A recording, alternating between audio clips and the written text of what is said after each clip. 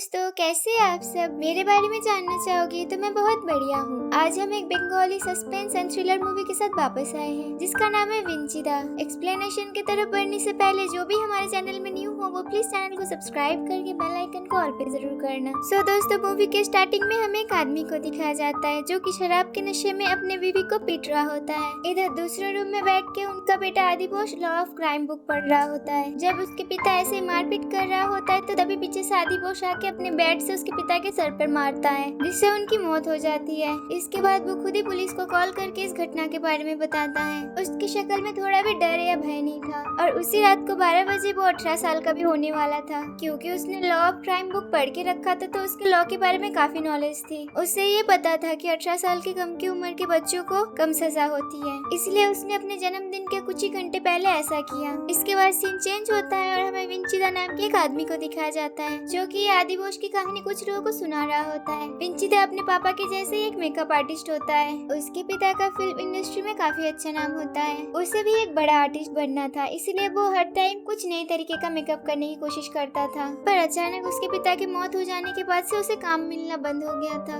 अब काम खोजने के लिए वो एक फिल्म शूटिंग के सेट पे जाके पहुंचता है पर कोई उसे काम पर नहीं रखता, उल्टा उसके कला का मजाक उड़ाने लगता है। तो विंचिदा भी उनको सुना के वहाँ से चला जाता है। यहाँ हम देखते हैं विंचिदा की जया नाम की एक गर्लफ्रेंड होती है जो कि हकली होती है और ये दोनों एक दूसरे से बहुत ज्यादा प्यार करते थे। बुरे वक्त में भी वो विंचिदा का साथ देती है। इसके बाद सीन शिफ्ट होता है। हमें 3 आदमी के बारे में दिखाया जाता है। पहला श्याम सुंदर जायसवाल जिसने 250 करोड़ की एक स्कैम की थी पर इसके पास बहुत ज्यादा पैसा और पावर होने के कारण ये छूट जाता है। दूसरा एक मिनिस्टर का बेटा मानस साहा। एक दिन ये शराब पी के एक आदमी के ऊपर गाड़ी चला देता है पर इसके भी पास पावर था तो ये भी छूट जाता है। और तीसरा आदमी होता है सनी सेन जिसके ऊपर एक लड़की का बलात्कार करने का केस चल रहा था। ये भी काफी पैसे वाला होता है। इसके खिलाफ कोई सबूत न होने के कारण इसे छोड़ दिया जाता है। इसके बाद हम फिर से आदिपोष को देखते हैं जो कि अब बड़ा हो चुका है और जेल से रिहा होकर बाहर आ चुका है। वो अब खुद को एक सीरियल लॉयर समझता है। एक दिन एक चोर किसी का पर्स लेकर भाग रहा होता है। आदिपोष उसे मदद करने के बहाने पकड़ लेता है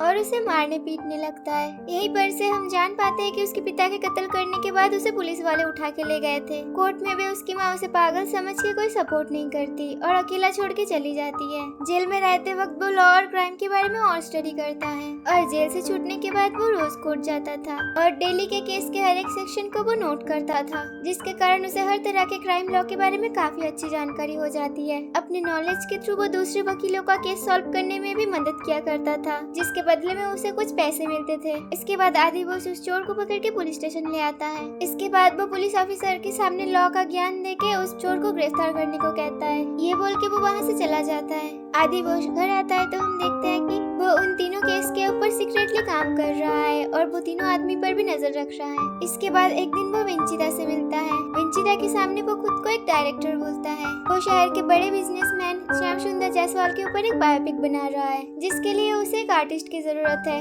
जो कि श्याम सुंदर जायसवाल के फेस के जैसा ही एक मास्क बना पाए। इस काम के बदले वो आर्टिस्ट को अच्छा खासा पैसा पे करने वाले थे। थोड़ा पैसा एडवांस में वो विंचिदा को देते हैं। क्योंकि विंचिदा के पास कोई काम नहीं था तो वो इस काम के लिए तैयार हो जाता है। जब वो मास्क बना रहा होता है तो आदिपोष उसका वीडियो रिकॉर्ड करता है और एक दिन वो मास्क बन के तैयार हो जाता है जो कि वो हूबहू उस आदमी के जैसे बना दिया था। इसके बाद हमें असली श्याम सुंदर जायसवाल को दिखाया जाता है जो कि बैठ के एक होटल में खाना खा रहा होता है। तभी टीवी में न्यूज आता है कि श्याम सुंदर ने एक बैंक में जाके लूट की है और वहाँ के गार्ड को भी मार दिया है जो काम उसके भेस में आदिपोष ने किया था। न्यूज देख के श्याम सुंदर बहुत ज्यादा घबरा जाता है और अपने फार्म हाउस में छुपने चला जाता है पर पुलिस वाले उसे पकड़ ही लेते हैं और यही न्यूज विंचिदा भी टीवी पर देखता है। वो न्यूज देख के समझ जाता है कि ये काम आदिपोष का है। तभी वहाँ पर आदिपोष आता है। वो विंचिदा से कहता है कि आदिपोष एक बहुत ही बेकार इंसान है। उसने गरीबों के पैसे के साथ स्कैम किया है जिसके कारण बहुत सारे लोगों ने आत्महत्या कर ली थी पर उसके पास पावर और पैसा होने के कारण वो छूट गया था। उसे सही सजा दिलवाने के लिए ही मैंने ये सब कुछ किया है। विंचिदा उसे पूछता है कि जिस गार्ड को तुमने मारा फिर उसका क्या। तो आदिपोष उसे कहता है कि ऐसे कामों के लिए कुछ लोगों का बलिदान देना पड़ता है, जिससे कि बहुत सारे लोगों का भला होता है।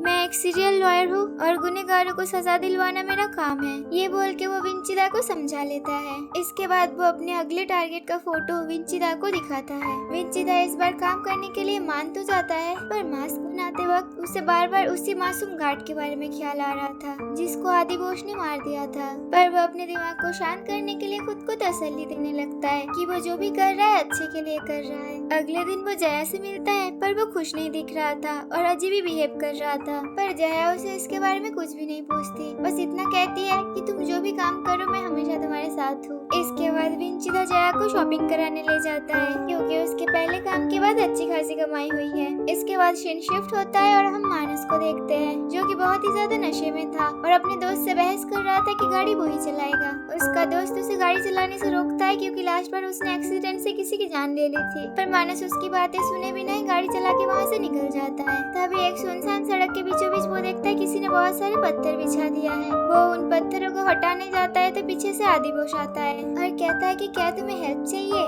मानस उसे हेल्प करने बोलता है और पत्थर उठाने में लग जाता है। तभी आदि बोस उसके फेस पर रुमाल लगा के उसे बेहोश कर देता है। इसके बाद वो मानस के जैसा मास्क पहन के उसको गाड़ी चलाने लगता है और फिर फुटपाथ पे सो रहे लोगों के ऊपर से कार चला देता है, जिससे उनकी मौत हो जाती है। फिर वो कार से बाहर निकल के उस एरिया के सीसीटीवी कैमरे को तोड़ने की कोशिश करता है। वो ये सब इसलिए कर रहा होता है ताकि सीसीटीवी में मानस की शक्ल दिखे। फिर वो वहाँ से भाग जाता है। अगले दिन वो फिर से विंचिदा से मिलता है, फिर उसने मानस के साथ क्या किया उसके बारे में बताता है और इस बार मानस को कोई नहीं बचा सकता, उसे जरूर सजा होगी। विंचिदा उसे पूछता है कि इस बार किसी की जान तो नहीं गई ना, पर आदि बोस उसे झूठ कहता है कि मानस की जान को खतरा है सिर्फ। पर अगले दिन न्यूज में विंचिदा देखता है कि मानस की कार से 5 लोगों की मौत हुई है। ये देख के विंचिदा को बहुत बुरा लगता है। वो तुरंत उस एक्सीडेंट वाले लोकेशन पर जाता है। तभी उसके पास एक बच्चा आता है जो उसे अगरबत्ती खरीदने को कहता है, तो विंचिदा 10 रुपए देख के एक खरीद लेता है। पर तभी वो बच्चा बोलता है कि उसका पिता भी इस एक्सीडेंट में मारे गए हैं। कल रात को बहुत गर्मी होने के कारण उसके पिता इस फुटपाथ पे आके सो रहे थे, पर किसी ने इनके ऊपर से गाड़ी चला दी। ये सुन के विंचिदा मनी मन खुद को दोषी मानने लगता है। वो उस बच्चे को अपने घर में लेके जाने को कहता है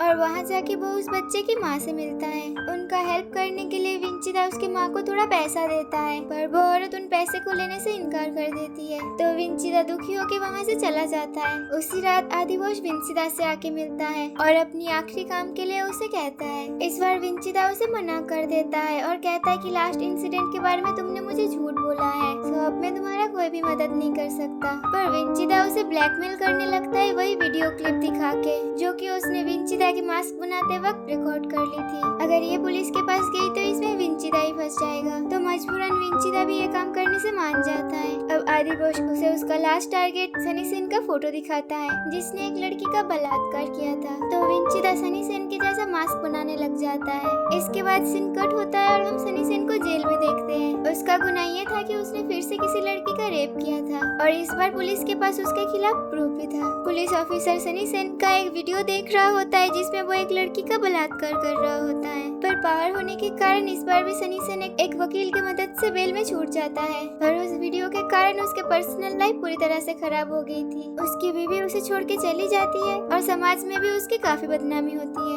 इसके बाद आदि बोस और विंचिदा फिर से मिलते हैं। अब विंचिदा आदि बोस से कहता है कि मैंने तुम्हारे लिए सारा काम कर दिया है, अब तुम मुझे मेरे वो वीडियोस वापस कर दो जो तुमने मेरे मास्क बनाते वक्त रिकॉर्ड की थी। पर आदि बोस हंसते हुए वो वीडियोस देने से मना कर देता है और कहता है कि ये वीडियोस मेरे पास सेफ है, क्या पता ये मिलने के बाद तुम मुझे धोखा दे दो। तभी विंचिदा आदि बोस से लास्ट इंसिडेंट के बारे में पूछता है कि पुलिस वाले डीएनए टेस्ट से ये नहीं पता कर सकते कि सनी सेन ने उस लड़की का बलात्कार नहीं किया है। तो आदि बोस कहता है कि मैंने उस टाइम प्रोटेक्शन यूज किया था, तो डीएनए टेस्ट से कुछ भी नहीं मालूम पड़ेगा। अगले दिन विंचिदा जाके वापस से जया से मिलता है। तब उससे वहाँ पर पता चलता है सनी सेन के मुखौटे पे आदि बोस ने जिस लड़की का बलात्कार किया है वो लड़की कोई और नहीं जया है। इसके बाद जया खुदकुशी करने की कोशिश करती है, पर विंचिदा कैसे कैसे भी करके उसे रोक लेता है और कहता है मैं हमेशा तुम्हारे पास हूँ और उस आदमी को मैं बिल्कुल नहीं छोड़ूंगा जिसने भी तुम्हारे साथ ये सब किया है। नेक्स्ट सीन में हम वापस से आदि बोश को देखते हैं जो कि खुद का ही एक वीडियो बना रहा होता है जिसमें वो अपने शराब में जहर मिला के पी जाता है और उसकी वहीं पर मौत हो जाती है।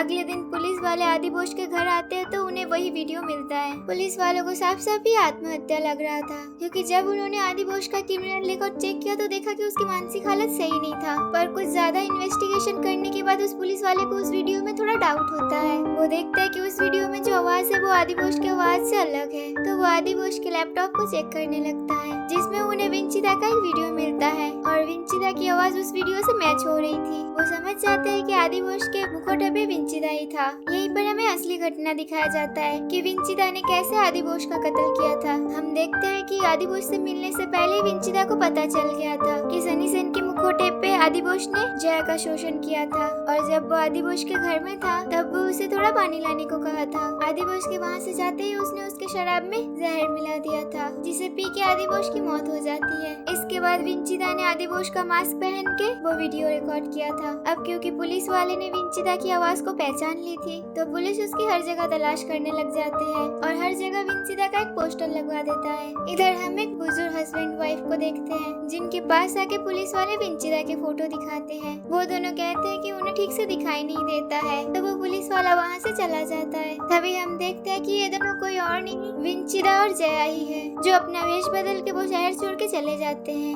यहीं पर ये मूवी खत्म होती है। आशा करते हैं आपको आज की एक्सप्लेनेशन अच्छी लगी होगी। अच्छी लगी हो तो वीडियो को लाइक करके कमेंट सेक्शन में अपना राय जरूर बताना और अगर आप हमारे चैनल में न्यू हो तो चैनल को सब्सक्राइब करके बेल आइकन को ऑल पे जरूर करना जिससे कि आपको आने वाली हर एक वीडियो की नोटिफिकेशन मिल जाएगी। आज के लिए यहीं तक गाइस, मिलता है एक और बेहतरीन एक्सप्लेनेशन के साथ। तब तक के लिए bye, have a great day.